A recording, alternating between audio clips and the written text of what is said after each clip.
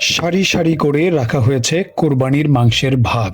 এই মাংস পাবেন এখানকার মসজিদের সাথে সম্পৃক্ত প্রায় শতাধিক পরিবার যারা কোরবানি দেননি। ঢাকার সাভার উপজেলার আমিনবাজারের বিখ্যাত গ্রাম দেওয়ানবাড়িতে এই প্রথা চলে আসছে প্রায় 200 বছর আগে থেকে।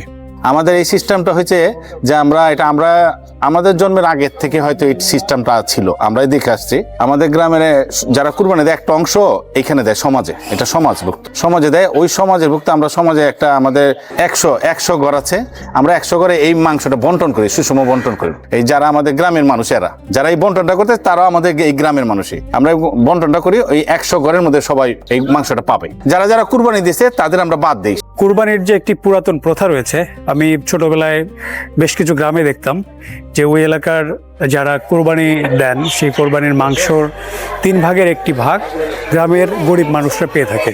সেই পুরনো পদ্ধতিটা এখনও এই দেওয়ানবাড়ি গ্রামে চালু রয়েছে। যারা কোরবানি দিয়েছেন তারা তাদের কোরবানির মাংসটা 3 ভাগ করে 1 ভাগ সবাই এখানে জমা দিয়েছেন।